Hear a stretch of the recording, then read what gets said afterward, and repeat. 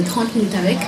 30 minutes avec est une série d'entretiens avec des décideurs, artistes, universitaires sur les questions d'intérêt pour le continent africain.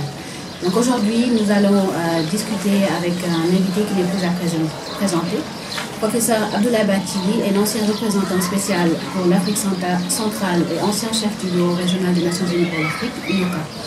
Il a été le représentant spécial du secrétaire général pour l'Afrique centrale et ancien chef du bureau régional des Nations Unies pour l'Afrique centrale, UNOCA. Avant cela, il a été représentant spécial adjoint du secrétaire général des Nations Unies à la mission multidimensionnelle intégrée pour la stabilisation du Mali. Professeur Abdoulaye Bathily a occupé plusieurs postes ministériels au sein du gouvernement sénégalais, ministre des Affaires africaines entre 2012 et 2013, ministre de l'énergie et de l'hydraulique entre 2000 et 2001, ministre de l'environnement et de la protection de la nature entre 1993 et 1998. De 2001 à 2006, il a été vice-président de l'Assemblée nationale. En outre, il a été membre du Parlement de la Communauté économique des États de l'Afrique de l'Ouest, CEDEAO, entre 2001 et 2006, et coordinateur de la Coalition pour le dialogue sur l'Afrique, CODA, entre 2009 et 2011. Professeur d'histoire à l'Université Cheikh Anta Diop du Sénégal depuis plus de 30 ans, professeur Abdoulaye Bathily a donné des conférences dans nombre d'universités à travers le monde. Il a un doctorat, PhD, en histoire de l'université de Birmingham, ainsi qu'un doctorat de l'université Cheikh Anta Diop de Dakar. Peut-être ce qui n'est pas mentionné ici, professeur, c'est que vous avez aussi été le chef de file de la LDNPT pendant plus de 29 ans au Sénégal, et donc un acteur politique majeur dans notre pays. Donc aujourd'hui, nous allons discuter de différentes choses, mais en particulier de ce pourquoi nous sommes ici à Rabat, la gouvernance, et le rapport qui a été publié parle que l'Afrique est à un tournant. Vous avez assisté à de nombreuses conférences, il y a eu plusieurs interactions avec les décideurs politiques, des hommes d'affaires, des représentants du secteur privé et de la société civile. Donc, quels sont selon vous les principaux défis en matière de gouvernance aujourd'hui en Afrique?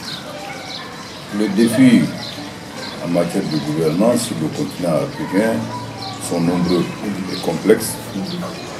On peut parler des défis politiques. Il y a un problème de leadership aujourd'hui sur le continent. On peut parler d'une crise de leadership.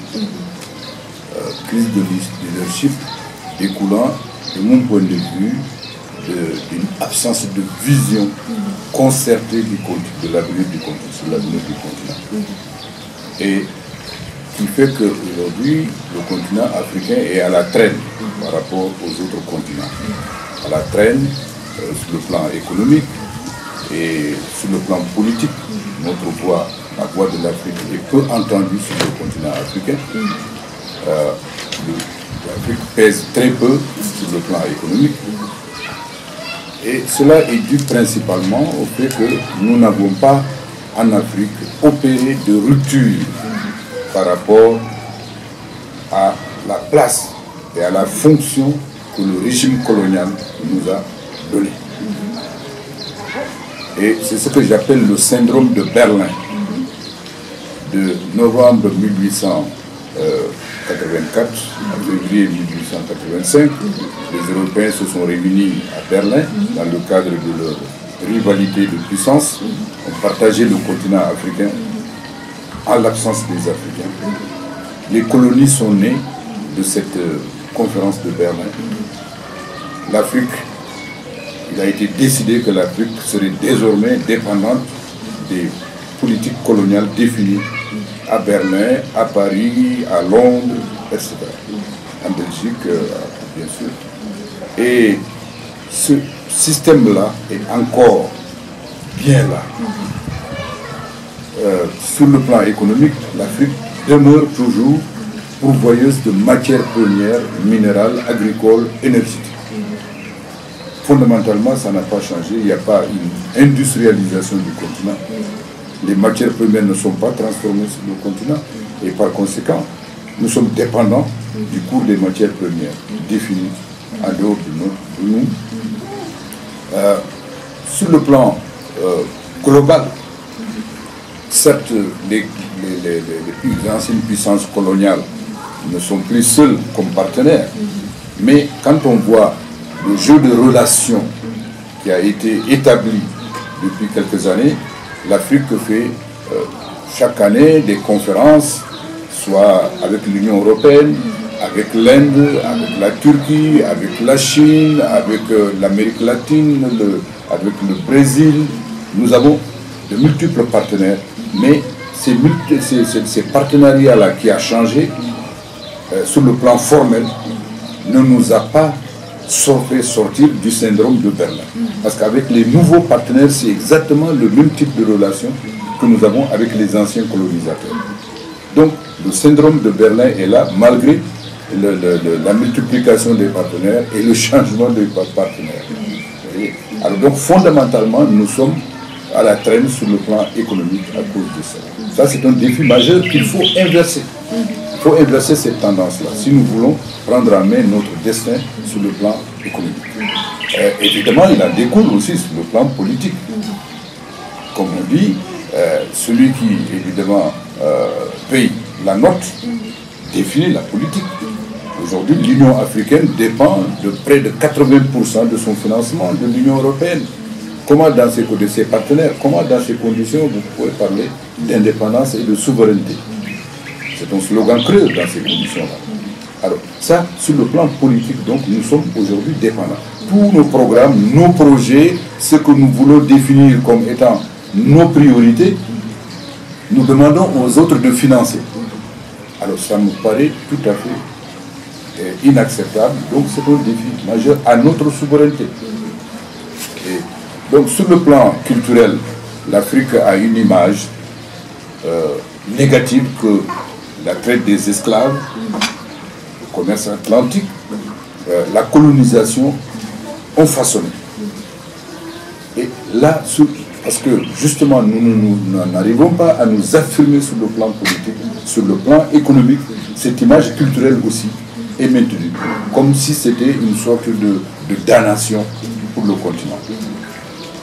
Donc il y a quelque chose à faire sur tous ces plans-là, économiques, politiques et culturels, pour affirmer l'identité, l'autonomie du continent africain dans ce monde dit globalisé à notre dépens, fondamentalement. Je vous remercie pour ces réponses. Nous voyons bien la contribution de l'historien. Mais qu'en est-il des influences intérieures? Qu'en est-il de notre leadership? Vous avez parlé de manque de vision, etc. Mais qu'en est-il d'une crise de gouvernance intérieure? Que doit-on dire à nos dirigeants à l'heure actuelle? Alors, aujourd'hui, ce que j'ai décrit comme défi, ces défis-là sont de la responsabilité de nos dirigeants. Il y a eu des changements de régime, il y a eu beaucoup de mouvements de ces dernières années vers la démocratisation, vers l'affirmation ici et là, de volonté de s'en sortir. Il y a eu des projets, des programmes qui ont été affichés. Maintenant, il y a un slogan qui est commun presque à tous les pays, on parle d'émergence. Tout le monde parle d'émergence.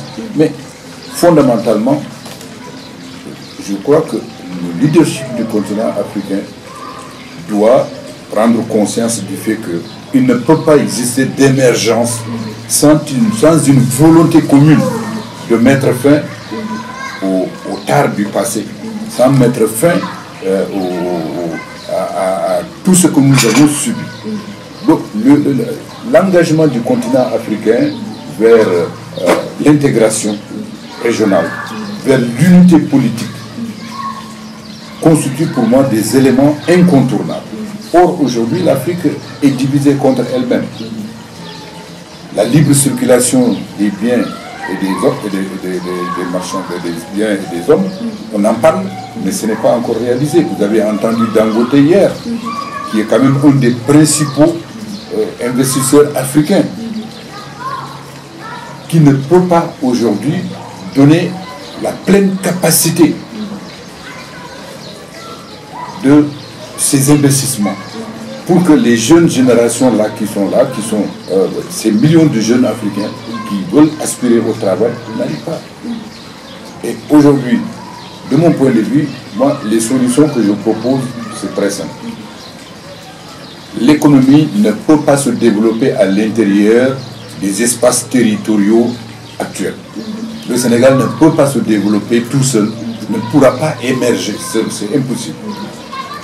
Le Mali ne peut pas le faire, l'Afrique du Sud ne pourrait pas le faire. Même le Nigeria qui a un potentiel énorme, territorialement parlant et du point de vue de la population, ne peut pas. De mon point de vue, ce qu'il faut faire, c'est réaliser une véritable intégration. Faire de l'espace africain un espace de libre circulation des personnes et des biens. Mettre ensemble les entrepreneurs africains. Et d'un côté, il y en a plusieurs en gestation, il y en a d'autres qui sont déjà actifs sur le terrain. Les mettre ensemble, que le rôle des gouvernements soit de les appuyer, de les mettre ensemble, de favoriser ce mouvement entre les entrepreneurs africains pour que des grandes entreprises africaines soient créées, pour que les petites et moyennes entreprises dans ces pays, dans les différents pays, soient appuyées. C'est ça le rôle de l'État, faciliter la promotion économique. Et si cela est fait, très rapidement, nous allons assister à l'émergence de ce que j'appelle des bourgeois conquérants en matière industrielle, commerciale, agricole. Et la crise de l'emploi aujourd'hui qui est une plaie sur le continent, ces millions de jeunes qui n'arrivent pas à trouver de travail, on pourra, avec des nouvelles entreprises africaines qui vont créer des richesses en Afrique avec la transformation de nos matières premières, minérales, énergétiques et agricoles, ces jeunes-là vont trouver du travail dans les services, dans les secteurs productifs, dans le commerce, dans les banques, la finance, le numérique, les métiers de l'avenir. Et à partir de cela, on pourra trouver, je ne dirais pas, il ne faut pas rêver, le plein emploi total, mais en tout cas, on pourra trouver aujourd'hui une solution dans le bon sens par rapport à cette tragédie-là que nous voyons aujourd'hui, ces millions de jeunes qui veulent traverser la Méditerranée pour aller ici et là, ou l'Atlantique pour aller aux États-Unis, ou en Amérique, ou dans les Amériques. Alors, donc, pour moi, c'est ça. C'est-à-dire la prise en main de notre économie par une transformation qualitative des structures de notre économie, sortir du syndrome de Berlin. C'est ça l'avenir. Et évidemment, cela doit être accompagné par un système éducatif aussi qui est réformé pour répondre à ce besoin aujourd'hui de transformation du continent africain. Il y a naturellement la gouvernance politique. Les gouvernements, de plus en plus en Afrique, ce que nous voyons, on a parlé de récession, c'est vrai. Ce qu'on voit, c'est qu'effectivement, les gens veulent venir au gouvernement pour s'enrichir et non pas aider l'Afrique à s'enrichir. Oui. Les gens préfèrent vivre de la politique. On vient et on concurrence les vrais entrepreneurs. Le ministre qui est là, il passe au contrat, non pas pour pouvoir créer des richesses pour l'ensemble du pays, mais qu'est-ce que je peux tirer personnellement de ce contrat avant qu'on m'enlève de mon poste. Oui. Et on voit subitement dans beaucoup de pays, par exemple au Sénégal, moi j'ai participé à l'alternance en 2000, en 2012. Mais ce qu'on a vu, c'est que au cours des 10 dernières années, c'est là qu'on a eu des milliardaires au Sénégal. Comme on dit, Khalis Ken Doukoligé dans Koilidjeti. Oui. Et ça, c'est une approche de la politique qui est absolument inacceptable. L'État doit être là au service de ceux qui sont là, au service de la communauté, au service de ceux qui produisent, de ceux qui travaillent. Faciliter le réseau industriel, commercial, développé. Et les relations entre États aussi doivent être basées sur ça pour faciliter entre eux, pour que les entrepreneurs mettent en fait leurs ressources ensemble. Que cette jeunesse-là qui est aujourd'hui en attente, son espoir puisse être comblé. Alors, donc il y a un problème de gouvernance. Une autre dimension de ce problème de gouvernance, au-delà de la gouvernance économique, il y a la gouvernance politique dans le sens global du terme, c'est-à-dire la gestion de la société, la gestion des hommes et des femmes dans nos pays. Il y a trop de discrimination sur le continent. C'est ce que j'ai appelé hier dans notre panel notre incapacité jusqu'ici à gérer la diversité dans nos pays. D'où les guerres civiles, les conflits, toutes ces guerres à caractère ethnique, régional et autres, découlent de cela.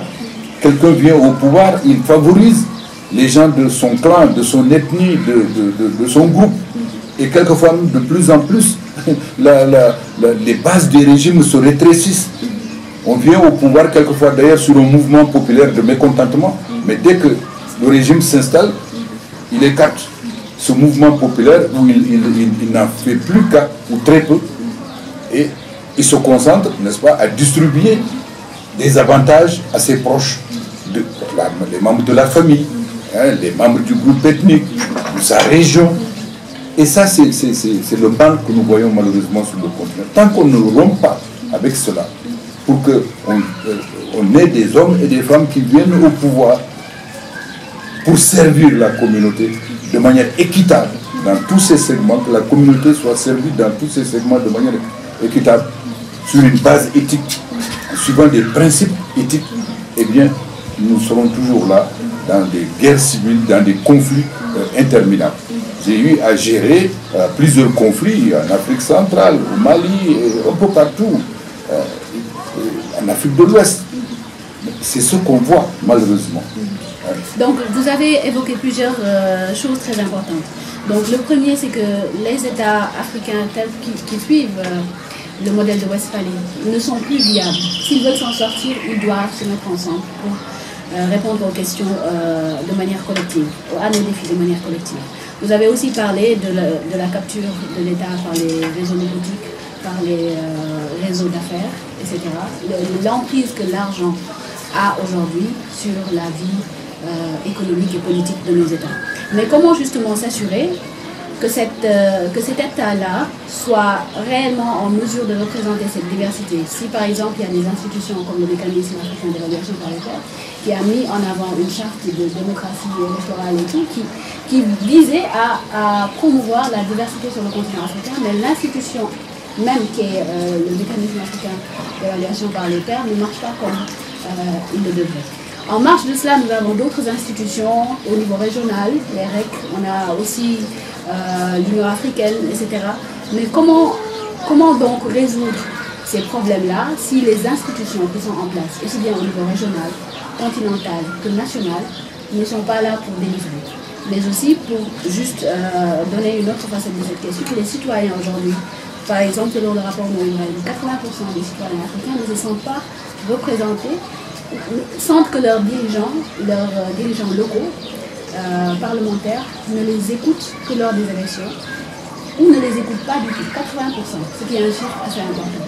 Donc comment faire pour qu'il y ait, au-delà du seul moment des élections, vous avez beaucoup écrit sur la démocratie, au-delà du seul moment des élections, des mécanismes, des institutions en place au niveau national, régional, continental, pour s'assurer que nos acquis ne soient pas perdus?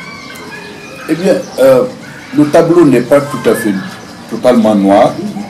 Il y a des zones lumineuses, pourrait-on dire. Je ne suis pas un pessimiste, je suis un optimiste, parce que je suis un militant. J'ai consacré toute ma vie à la lutte pour la démocratie. Bon, on a fait quand même des progrès. Et un des signes de ce progrès, c'est l'émergence de la société civile, quand même, qui a constitué ce qu'on peut appeler les checks contre les régimes établis. Ça, c'est un élément important. La jeunesse d'aujourd'hui est éduquée. Elle a accès à Internet. Les gouvernements ne peuvent plus, de manière non transparente, gérer le pays. Tout ce qu'ils font est connu. Et donc, les réseaux sociaux. Voilà autant d'éléments aujourd'hui qui constituent en fait des freins aux dictatures, des freins aux extrémismes de toutes sortes. Et ça, c'est un aspect positif. Il y a une opinion publique aujourd'hui sur le continent africain, quoi qu'on dise, dans tous les pays, évidemment avec une intensité variable. Mais ça, c'est une réalité. On ne peut plus retourner en arrière. Ça, c'est pas possible. Donc, comment sauvegarder cela? Alors, sauvegarder cela, c'est naturellement appuyer ces mouvements populaires à la base, qui contestent l'ordre établi. La contestation, la critique, c'est le ferment du progrès. ne peut pas y avoir de progrès dans une société s'il n'y a pas de critique. S'il n'y a pas de gens qui alertent de manière permanente sur les dérives, mais aussi qui applaudissent quand ça se passe bien. Vous voyez, des exemples, il y en a. Bon, on parle de l'exemple du Rwanda, on parle de l'exemple de l'Éthiopie sur le plan économique, mais même si sur le plan de la gouvernance, les gens se posent des questions politiques. Hein. Donc il faut toujours allier les deux. Parce qu'à terme, il ne peut pas y avoir une gouvernance, une stabilité durable si les progrès économiques ne sont pas accompagnés de progrès politiques. Justement, la question aujourd'hui est de savoir, est-ce qu'on en est à un stade où les États développementistes tels qu'on nous les a présentés par exemple en Asie, on emprunte souvent en Asie sans pour autant regarder à l'intérieur de l'Afrique même, ce qui marche. Mais ces modèles-là, est-asiatiques, qui ont marché, ont souvent, le bas blesse a été la démocratie. Donc, est-ce qu'on est en train d'assister aujourd'hui sur le continent africain à des modèles de développement qui ne sont pas accompagnés, comme si les deux sont irréconciliables? À mon avis, les deux sont réconciliables. Un État développementaliste n'est pas nécessairement un État autoritaire. Vous voyez, il peut l'être à un moment donné, mais après il est rattrapé par les exigences populaires, du fait même de ses succès. Du fait même de ses succès. C'est ça la réalité. Donc ils sont tenus à un moment ou l'autre d'ouvrir les vannes.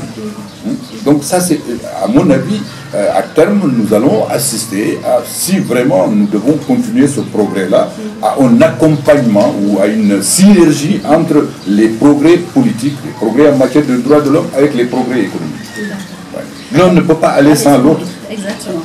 Et donc, nous évoquions tout à l'heure les mouvements sociaux. Vous avez écrit sur les mouvements sociaux et vous avez écrit sur mai 68, évidemment. Donc, dans un article que vous avez écrit avec Mamadou Diouf et Mbouch en 1995, vous étudiez les mouvements sociaux sénégalais depuis leur émergence jusqu'en 1989. Donc, vous disiez qu'il y avait une réécriture de l'histoire par les pères de la nation et autres libérateurs. Donc, vous disiez qu'ils avaient édulcoré ou ils avaient minimisé le rôle que les femmes et les jeunes ont eu dans ces mouvements de libération. Donc aujourd'hui, par exemple, si l'on prend l'exemple du Sénégal ou même l'exemple du Congo, quelle lecture avez-vous de cette résurgence des mouvements sociaux, non pas seulement des mouvements sociaux de jeunes, mais aussi des mouvements sociaux qu'il s'agisse de femmes, qu'il s'agisse de droits sexuels ou autres? Quelle lecture avez-vous sur cela et quel parallèle faites-vous avec ce qui s'est passé en mai 68? Même si mai 68 a été un moment particulier, vous êtes l'expert, vous avez vu que c'était une confluence de ce qui s'est passé en milieu rural et ce qui s'est passé en milieu urbain avec les mouvements syndicaux et étudiants. Donc quelle lecture avez-vous aujourd'hui? Eh bien, comme toujours dans l'histoire, les classes, les forces sociales qui subissent les politiques des gouvernements sont celles-là qui expriment leur satisfaction ou leur insatisfaction. Les élites ont toujours tendance à dire, les élites qui gouvernent ont toujours tendance à se satisfaire de s'accommoder de la situation, de se satisfaire de cela. Mais ceux qui subissent les politiques, naturellement, c'est la nature humaine. Le besoin de progrès est quelque chose d'illimité pour l'être humain. L'être humain aspire toujours à une amélioration de ses conditions d'existence. Ça, c'est la nature humaine qui est comme ça. Alors, donc, les jeunes, les femmes, sont toujours à la pointe de ces combats-là. Ça a toujours été comme ça.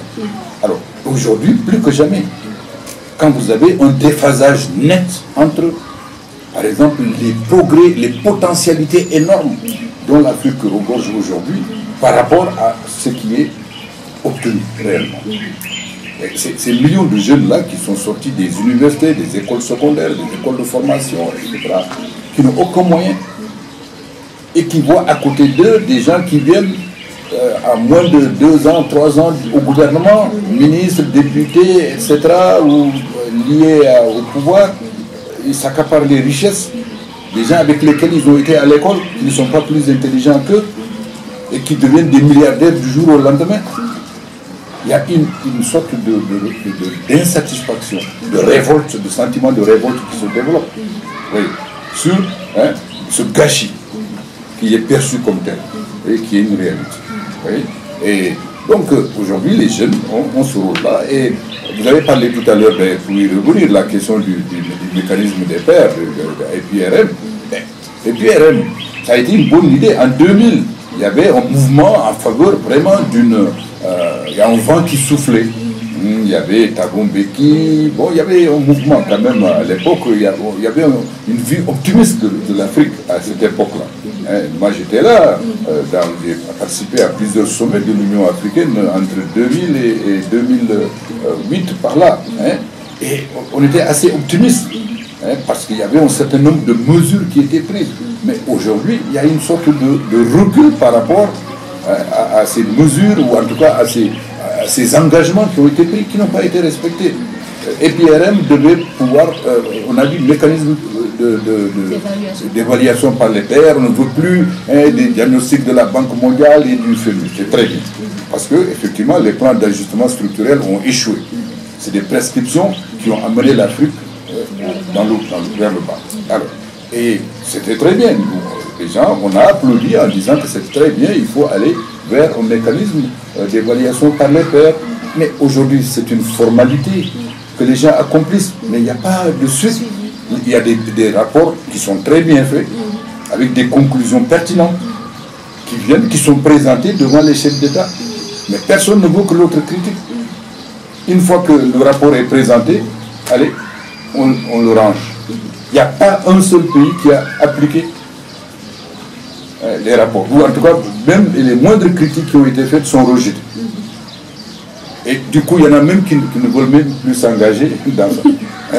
Où ça devient un exercice simplement de légitimation plus qu'autre chose, de ce que l'on fait, plus qu'autre chose. Et ça, c'est malheureux. L'idée en elle est très bonne. L'évaluation par les pairs, pas par la Banque mondiale ou les FMI. Mais on ne fait pas mieux.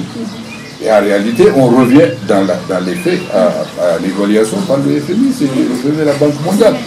Parce que l'endettement, il y a un processus d'endettement qui est maintenant en cours, qui amène des risques d'un surendettement à nouveau. Ce qui est très grave dans un contexte où les matières premières sont en train avec le prix du pétrole qui s'est effondré et d'autres matières premières, il y a des chances que, si on nous prend garde, on retombe en fait dans les errements du passé. Donc justement, vous avez parlé du moment de présentation du rapport du MAEP comme d'un moment d'une formalité. N'a-t-on pas de même procédure aujourd'hui au niveau national? Lorsqu'on élabore des politiques publiques, le moment de l'évaluation n'existe pas. Mais on présente un rapport il n'y a pas de suivi sur les politiques que l'on adopte au niveau de nos gouvernements.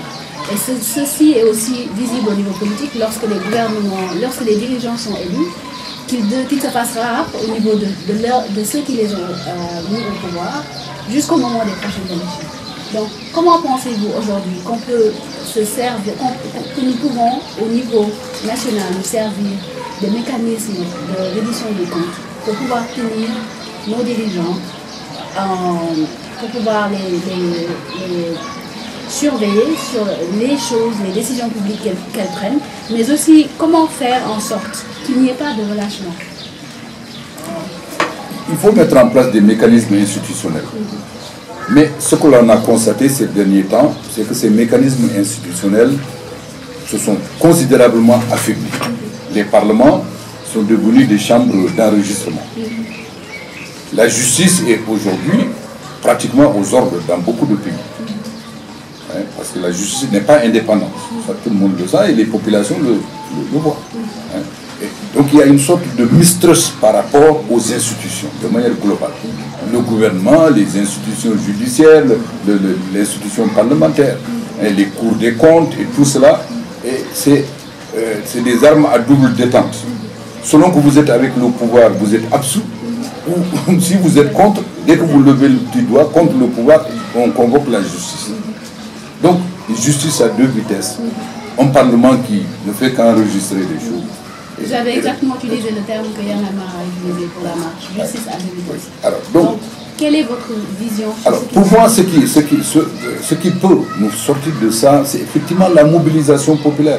Pour moi, c'est le combat des forces vives en permanence qui peuvent être les gardiens vigilants de l'engagement par les gouvernements, du respect de leurs engagements par les gouvernements. C'est ça. Ça dit, c'est les forces populaires, la société civile doit continuer son rôle. Les forces d'opposition réelle aussi, c'est le rôle d'une opposition. Parce qu'il faut éviter ce consensus comme ça, mou, qui ne sert à rien, sauf que bon, tout le monde vient manger, on ose à chacun pour manger, et puis bon, tout le monde est content jusqu'au moment où la crise éclate. Bon, regardez, au Mali, c'est ce qui s'est passé avec Toumani Touré, mon régime. Il a voulu contenter tout le monde, il n'y avait presque plus d'opposition, tout le monde était au pouvoir. Et donc il n'y avait pas de critique. Or, la critique pour tout pouvoir, c'est quelque chose de sain. Je ne parle pas de critique comme ça, négative, mais qu'il y ait des gardiens vigilants qui puissent dire chaque fois ça ne va pas, voilà telle et telle chose.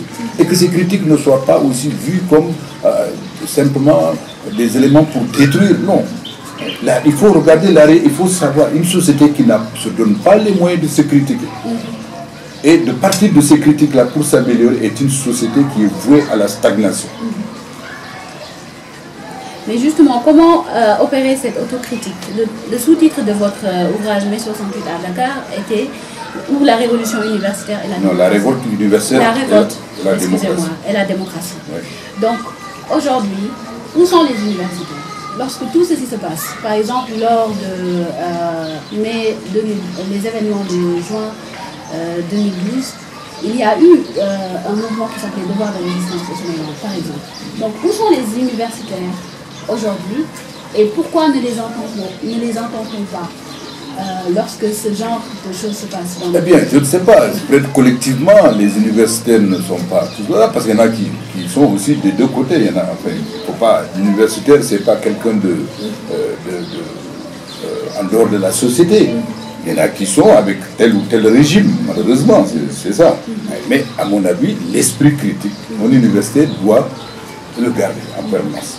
Comme dans un laboratoire, si on veut faire avancer son domaine scientifique, il faut partir des théories existantes, améliorer, critiquer pour faire de nouvelles découvertes. Sinon, s'il faut répéter, le monde n'aurait jamais avancé. Et il en est de même des dynamiques sociales. S'il n'y a pas quelqu'un qui remet en cause les phénomènes existants, par exemple au Sénégal, de 2007 à 2012, il y a eu le mouvement des assises. Et ça a été un travail formidable, en dehors des partis politiques, ça a été formidable. Il y a tous les éléments aujourd'hui pour mettre le Sénégal à l'endroit. Mais de manière sélective, ceux qui gouvernent rejettent prennent ce qui les arrange et rejettent ce qui ne les arrange pas. Or, c'est pas comme ça qu'on doit le faire. Parce que, ouais. Donc, il faut que effectivement les universitaires gardent leur autonomie intellectuelle et scientifique, leur indépendance d'esprit, et pouvoir dire, même quand on est dans un système de parti, pouvoir dire que bon, telle chose ne va pas. Bon, en tout cas, ça a toujours été mon attitude. Effectivement, et cela vous a valu d'être emprisonné plus de 7 ans. Alors moi, je n'ai pas... Bon, donc, bon, ça aussi, c'est des questions de caractère personnel, d'attitude personnelle. Donc, maintenant, revenons sur votre parcours personnel. À quoi ressembliez-vous? Qui étiez-vous lorsque vous aviez 18 ans? À quoi arriviez-vous? 18 ans. Oui. J'ai relevé du panafricanisme, de la révolution africaine. J'avais 18 ans, bon, nos héros, c'était les Kwame Nkrumah, Gamal Abdel Nasser, Amilcar Cabral, c'était ça, Nelson Mandela, c'était ça, la vision d'une Afrique, comme je le disais tout à l'heure, indépendante et unie, et qui s'affirme comme acteur sur le plan mondial. Malheureusement, les politiques, nous sommes battus pour ça, en tant qu'étudiants, en tant qu'élèves, en tant qu'étudiants, en tant que syndicalistes, tout ça, pour un système éducatif africain.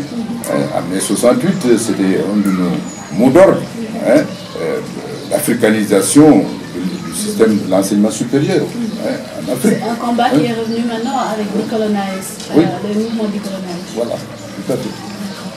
Donc, justement, quel regard avez-vous aujourd'hui sur le désengagement des jeunes de la crise politique? Eh bien, je crois qu'il y a la responsabilité des aînés. Parce que nous avons transformé la chose politique en chose détestable. Comme je l'ai dit hier, maintenant les gens s'engagent en politique pour déformer. C'est pas pour déformer, mais pour déformer. Bon. Alors ça dégoûte les jeunes. Les gens de notre génération, on s'est engagé dans la politique de manière genuine. On ne pensait jamais un jour qu'on serait conseiller municipal, ministre. C'était même pas notre préoccupation. On était là, bon, contre Senghor, contre Houphouët-Boigny, leur alignement sur la France, etc. Et puis pour que l'Afrique prenne en charge, pour qu'il y ait une vraie indépendance. Bon, ce combat a été mené par une minorité. Et finalement, par le système de cooptation, de corruption, bon, on a intégré beaucoup de jeunes au fur et à mesure, et une sorte de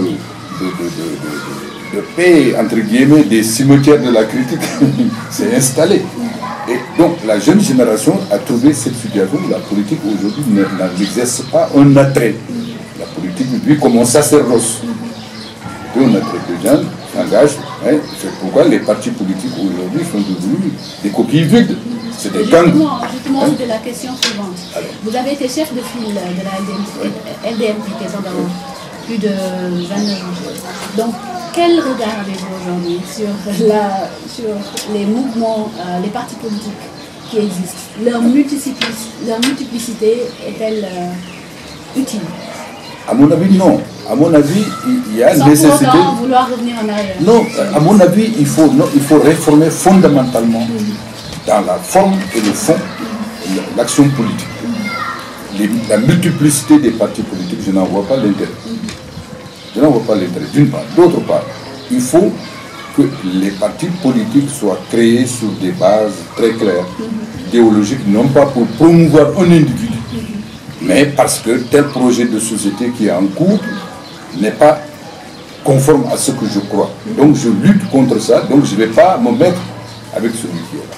Mais si on fait de la politique, quelles que soient les circonstances, on est là-dedans, à ce moment-là, on a plus. Et quand on est là-dedans, on dit, il faut se taire, et vous vous taisez, à ce moment-là, vous êtes complice de ce qui est en train de. Donc, je plaide pour une réforme en profondeur de l'action politique, de ses objectifs, de ses formes et de ses modalités. Et ça aussi, c'est une leçon de l'histoire d'aujourd'hui. Parce qu'avant, bon, nous, on a fait la clandestinité pendant 10 années, parce qu'il n'y avait pas de multipartisme. On a fait la clandestinité. C'était difficile. Il fallait une bonne dose d'engagement personnel, parce qu'il y a des risques à prendre. Risque d'aller en prison, risque de perdre son métier, et tout cela existait. Oui. Mais aujourd'hui, tout cela n'existe pas. Les gens ne veulent pas prendre de risques, ils veulent chercher le confort, ils veulent le beurre, l'argent du beurre, la fermière. Oui. Et justement, nous vous remercions pour ces réponses très détaillées et critiques sur ce qui se passe actuellement sur le continent. Nous allons maintenant passer à une série de petites questions et des réponses très courtes pour apprendre à mieux vous connaître. Donc si vous deviez passer une journée avec 3 personnes, mortes ou vivantes, fictionnelles ou réelles, quelles seraient ces personnes? 3 personnes. Ben, j'ai perdu une épouse en 2002, naturellement. Dieu nous l'a prise. Bon. Et naturellement, mes parents, je vais bien le revoir parce qu'il y a des questions que j'aurais bien voulu leur poser, mais je n'ai pas eu le temps de poser. Bon, il y a nos aînés. Et Kwame Nkrumah est considéré comme un modèle en matière de panafricanisme. Mais il a commis beaucoup d'erreurs dans sa gestion du Ghana. J'aurais bien voulu le convoquer aujourd'hui et discuter avec lui du bilan de sa gestion du Ghana. Et laquelle gestion, parti a été, il faut le dire, a été composé de beaucoup d'erreurs et même de fautes qui ont rendu possible le coup d'État pro-impérialiste de 1966. Et à travers ça, donc une réflexion, n'est-ce pas, sur le passé, mais aussi pour mieux servir la préparation de l'avenir. Quel est votre ouvrage préféré? J'ai lu un ouvrage en tant qu'historien, il y a La Méditerranée et le monde méditerranéen, à l'époque de Philippe II, par un historien français que j'aime bien. Et il y a Fernand Braudel, c'est Fernand Braudel, un tableau vraiment du monde au XVIe siècle, qui est très intéressant de ce point de vue. Il y a également, aujourd'hui comme ouvrage, j'ai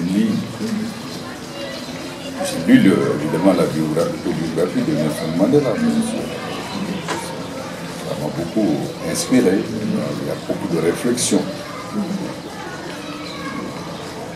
Quelle est votre couleur préférée? Ma couleur préférée, ma couleur préférée, c'est le bleu clair. Bleu clair. Votre plat préféré? Pour le moment, c'est le soupou ganja. Soupou ganja.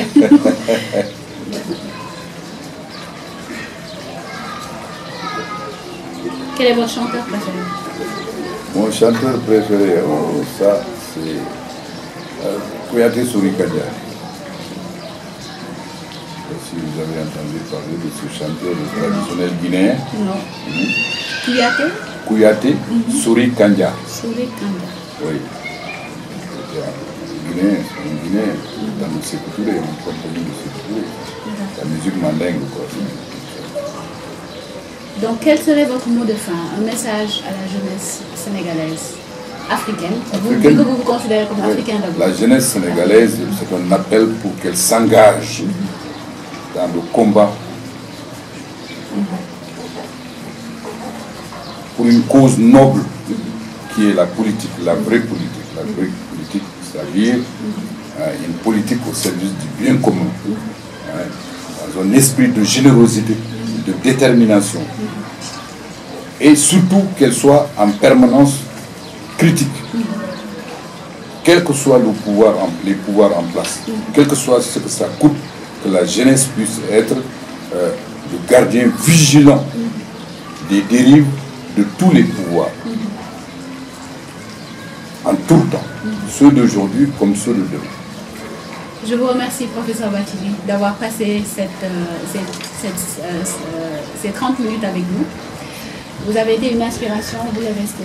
Et je vous remercie franchement d'avoir accepté de passer ce moment. Moi qui vous remercie et je vous encourage vraiment à continuer votre travail et je vous souhaite bonne chance. Merci beaucoup. Réussite. Ces prix-là est donné à des jeunes justement talentueux, vous en êtes une. Et cette récompense que vous avez eue, vous le méritez, il faut encore mériter davantage. Merci beaucoup. Oui. To whom much is given, much is required. Merci beaucoup, professeur. C'est moi. Allez. Merci beaucoup.